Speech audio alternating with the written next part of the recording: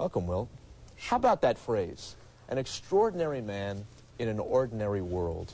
Can you reflect on that for a few moments? Well, I believe that the world is extraordinary, you know, and I'm really pretty ordinary. But it's how people view you, you know. One of the things that always bothered me was people always wondered, well, where do you sleep? How big is the bed that you sleep in? You know, it never bothered me. It was pretty easy just to curl up and go to sleep. But people view you in a certain way, and because you're a foot taller or so than the average guy, to them that foot sometimes is 5 or 6. An old lady once asked me how tall I was, and I said 6'11". I was in high school at the time, and she said I just lied to her that you couldn't believe. She said, you got to be 9 feet tall. Well, people see you as being something much more than what I see myself as being. Mm-hmm. You are a loner. You don't do this much. Why? Well, because I'm really very content with myself. I'm happy about what I'm about. I don't need people to lean on. I enjoy people. I love them. I love to interact. But basically, I like to reflect, and I have to do that by myself. I'm very happy being alone. Mm-hmm. People have talked about you being a bit of a mystery man. Sometimes you will go 3 or 4 days without eating. Sometimes, and it's fact, you have gotten into a car and just driven as far as you can drive. In fact, you drove on a whim across country.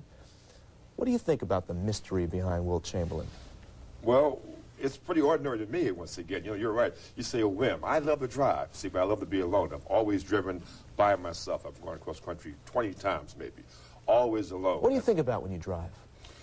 Oh, a number of things. Who I am, what I'd like to be, going fast, looting things that you shouldn't be doing, things you shouldn't be doing, maybe a little faster than you should be going, flirting a little bit with, not with death, but, you know, just those things that seem to be what we like to do, but a little bit afraid of. I mean, I water ski at over 100 miles an hour. When I ride in my cars, I'm going as much as 180 and 170 miles an hour. And most people dream of doing those things, but never have enough nerve maybe to try them. You couldn't win being Wilt, because if you succeeded, it was, hey, of course he's going to succeed. He's 7 feet 1 1/16. But if you lose, man, oh man, look out, because Wilt was expected to win all the time, right? Right. In fact, Dr. Forrest C. Allen, who was the coach at the University of Kansas, when I signed to go to the University of Kansas, he said, we'll win 3 national championships with this guy. All we need is 2 Phi Beta Kappas and two girls and him, and we can beat anybody. Right. And that sort of set the stage, you know, for you just had to win it all or you did nothing at all. Did it hurt to not win? You know, of course. You know, I was raised in a very competitive world of sports, and losing is something that you don't like to accept. Every time you lost at anything, whether you lost missing a foul shot, lost the whole game, it bothered me a great deal. In fact, it probably bothered me more than I even realized. Were you as great as you were because of the time, or would you be as great now? I mean, there's, you know, 15 7-footers now. There were 3 in your era, or 2 in your era. I disagree with you there. I think it was a lot of big guys when I played. Guys who weighed more than I did. A few guys taller than I was. A lot of 7-footers. But today the guys are much more athletic. But I think sometimes when you have all that going for you in the body, how is your head? I watch Kareem out there now. I think the center position has suffered. I think they have lousy centers right now. There are 2 or 3 who are any good. The rest of them couldn't make Overbrook High School. Mm-hmm. And you still talk about Kareem as the guy that just doesn't do it for the rebounds. I don't know how much of that is needle. I don't know. No, well, some of it's needle, but he can still go out there and do it scoring-wise on these guys who, you know, should be killing him up and down the court or what have you. That's because I believe they have athletic ability, but they don't use this right up here, which a great many athletes don't do. But I think that basketball players today are much better as athletes, but some of them, their thinking process as far as the game is concerned. I want to go back to Kareem for a second. Mm-hmm. He has known you since he's 14 years old. People don't realize that you guys grew up. You took him under your wing. You befriended him. You showed him the ropes.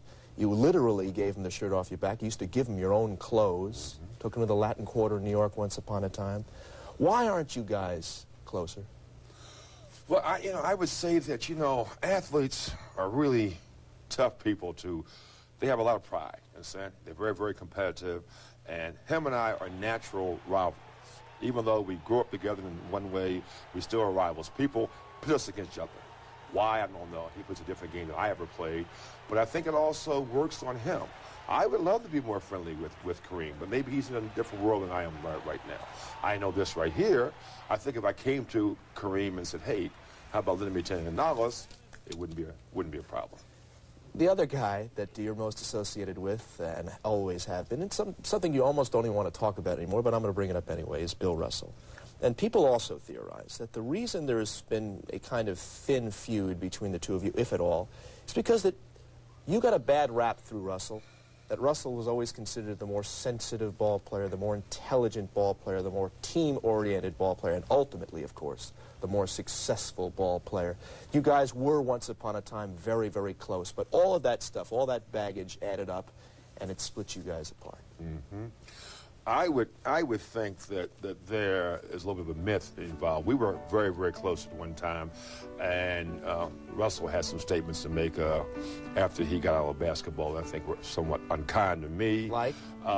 Like that when I came out of the game, which was the seventh game against Boston in L.A. with a knee problem. I tore apart my Achilles tendon, and he said at some type of a speech that he would have never left the game unless sort of a broken back, something like that, you know. But then he apologized a few years later on, but never to me, but through the press or what have you. But you must understand, once again, you're talking about a guy who's filled with a lot of pride. I've been fortunate, Roy.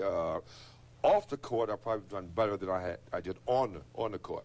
Some of these guys have not been so successful off of the court.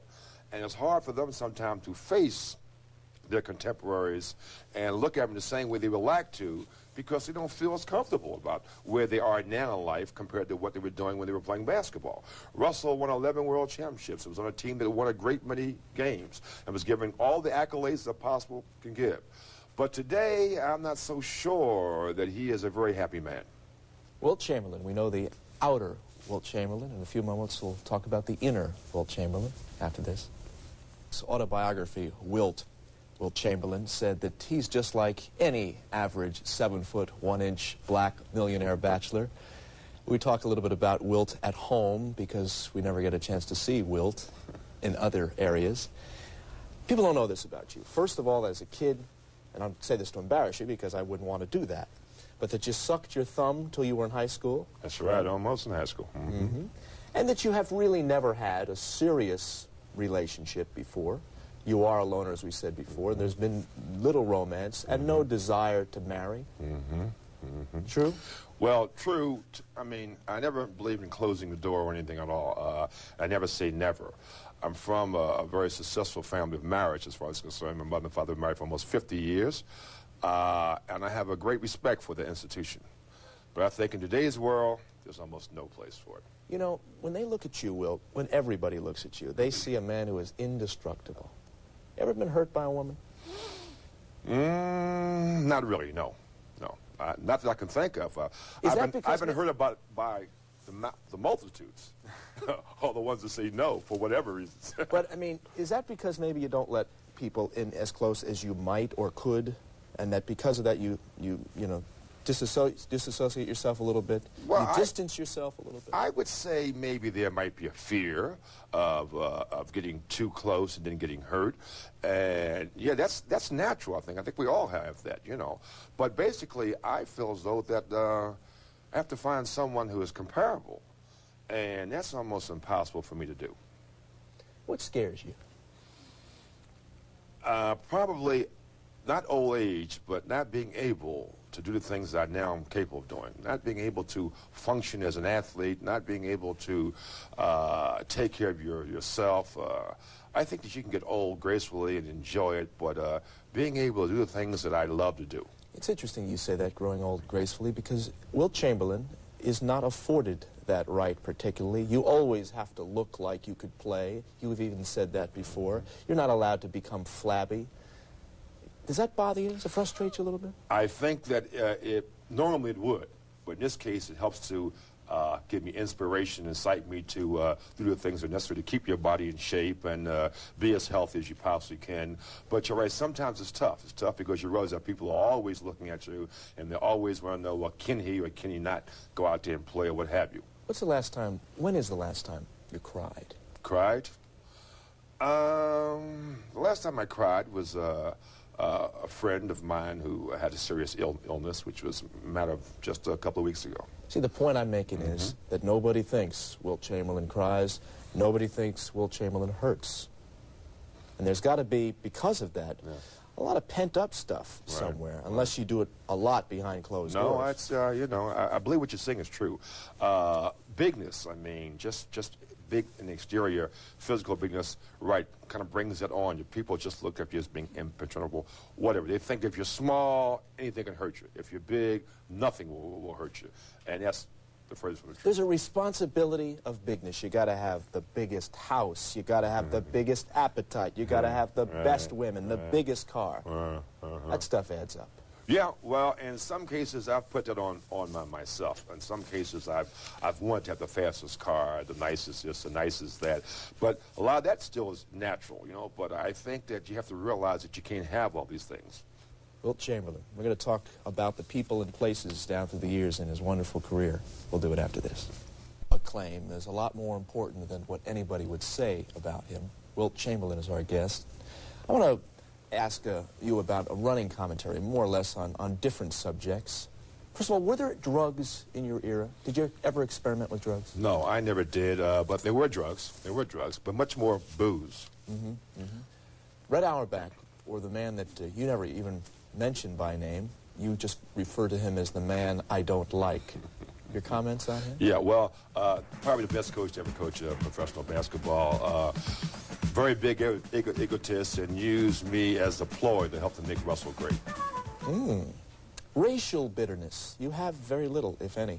I have none, because I understand, I think, a lot of what racial, all that malarkey is all about. I've been lucky enough to see people come into love, and that's what it's all about. Now, you are in the minority in a certain level. I mean, you are ultra-conservative. You supported Nixon. You have come under attack for that. Certainly, you take none of that back. I mean, that's the way I would definitely do it again. Definitely do it again. Why? Still, because I believe very, very strongly at the time that Nixon was the best for our country, and foreign affairs he was the best at it, and we need to get all that together. I believe strongly today that you know, being conservative is the way to go. I'm not really a Reagan fan, but I'm still a Republican, I think. What would you say? Here's what I'm trying to get at. What would you say if someone said, "Tell me something about Wilt that we wouldn't know"? Give me one you know, paragraph about yourself. I think that I believe in love, and I believe that we all have to reach out a whole lot more to everybody, whether it's color, race, sex, this country or whatever, and just touch and see. I was fortunate enough to travel the world a number of times with the Globetrotters, whatever, and see that we all are really alike, and we all need the one basic thing, is love, and with that understanding. With love, there is, at times, sex. And people, absolutely, you're about to say. Absolutely. Sex important in your life? Oh, always has been. I think that it's a natural function. I think that it's helped to keep me alive and well, and still have many dreams in that fashion. Yeah, sex is very important. There is a lot of myth and legend associated with Wilt Chamberlain, as you might imagine, and sex. How much of that is true? Are you 100% of it. Super stud? I mean, what is that? Come on. I mean, no, super stud is in one's imagination. I just want to be satisfying. The right ass, but satisfying. I want to be able to satisfy. The perfect woman is, for you? One who is intelligent, one who laughs a lot at herself and other people, one who enjoys a great deal of sex and can really cook. Real. How about 72 Lakers? The team that I think did the most with the least amount of talent. Greatest team you ever played on? Philadelphia 76ers of 1967, 1968. Greatest player you ever faced? Would it automatically be Bill Russell, or maybe a surprise us here? No, not at all. I think Bill Russell did a great deal for his team. There was a lot of great players I played. Willis Reed, Nate Thurman, Oscar Robertson, Jerry West. I faced these guys, Elgin Baylor, and I played against them. I played against teams, not individuals, and Russell was just one of the great players that I had a chance to play against. You got 30 seconds left. We always run to the end of this thing, and we ask you to tie it all up. what would you like most to be associated with, remembered for the career, and for the myth and legend of Wilt Chamberlain? Well, a big guy that had a lot of compassion. And what I'm doing now in life by trying to help a lot of, amateur kids involved in sports, I want to be remembered for trying to give something back from getting so much out of sports to just giving something back. He is something out of the ordinary, of course, but I guess just your average 7 foot 1 inch black millionaire bachelor, Wilt Chamberlain.